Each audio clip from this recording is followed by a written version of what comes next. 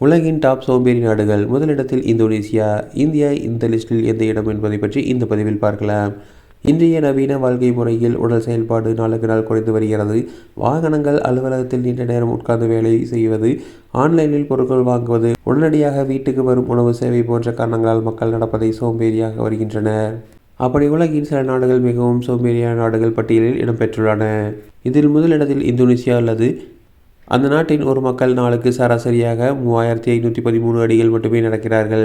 இந்த ஆய்வில் சேர்க்கப்பட்ட நாடுகளில் மிகவும் குறைவாக நடக்கும் நாடுகளாகவும் மிகவும் சோம்பேறியான நாடுகளில் பட்டியலில் முதலிடமாகவும் இந்தோனேசியா குறிப்பிடப்பட்டுள்ளது.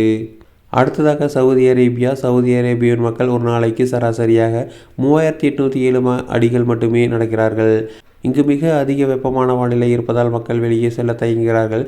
இதனால் அவர்கள் அதிக நேரம் வீட்டுக்குள் இருக்கிறார்கள். இதனால் உடல் செயல்பாடு குறைகிறது. இந்த பட்டியலில் மலேசியா 3வது இடத்தில் உள்ளது. மலேசியாவில் மக்கள் ஒரு நாளைக்கு சராசரியாக 3963 அடிகள் மட்டுமே நடக்கிறார்கள். கோலாலம்பூர், பினாக்கு போன்ற நகரங்களில் அதிகமான வாகனங்கள், கடும் போக்குவரத்து நெரிசல்கள் காரணமாக மக்கள் நடக்க விரும்பவில்லை. இதில் 4வது இடத்தில் பிலிப்பைன்ஸ் உள்ளது. பிலிப்பைன்ஸ் மக்கள் ஒரு நாளைக்கு சராசரியாக 4008 அடிகள் மட்டுமே நடக்கிறார்கள். சில நகரங்களில் நல்ல போக்குவரத்து வசதிகள், சாலைகள், உள்கட்டமைப்பு வசதிகள் காரணமாக மக்கள் நடப்பதை விட வாகனங்களை அதிகம் பயன்படுத்துகின்றனர். இந்த பட்டியலில் இந்தியா 8வது இடத்தில் உள்ளது. இந்தியாவில் உள்ள ஒரு மக்கள் சராசரியாக 4297 அடிகள் நடப்பதாக அந்த அறிக்கை கூறுகிறது.